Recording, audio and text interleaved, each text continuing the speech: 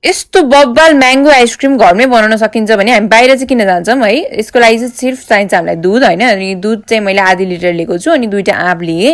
अनि मैले 4जनाको लागि बनाउन आँट्दैछु कि। अनि दुधलाई चाहिँ मस्तसँग भगभक्ति उमाल्ने फर्स्टमा होइन। अनि यतापट्टि चाहिँ अब के ड्राई फ्रुट छ हजुरसँग त्यति राख्न सक्नुहुन्छ। अलिकति चिनी पनि राखेँ, चिनी चाहिँ अप्सनल हो, नराखे पनि हुन्छ। अनि यो चाहिँ हो मैदाको पिठो। मैदाको पिठोलाई अलिकति पानीमा घोलेर मैले हालिदिएँ। धेरै चाहिँ हाल्यो भने फेरि यो मिठो हुँदैन, अलिकति हाल्यो भने चाहिँ यो बाक्लो बनाउँछ कि दुधको लागि। अनि यो चाहिँ त्यही पिसेको ड्राई फ्रुट्स र अनि चिनी हालेर मजाले भगभक्ति उम्लिन दिने यसलाई होइन साथीहरू।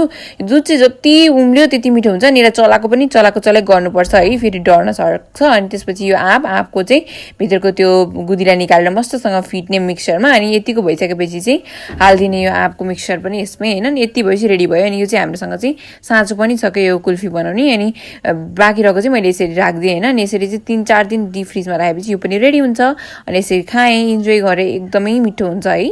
अनि एकदमै हेल्दी पनि। हजुरहरूले पनि यसरी बनाएर आफ्नो फ्यामिलीसँग इन्जोय गर्न सक्नुहुन्छ साथीहरू।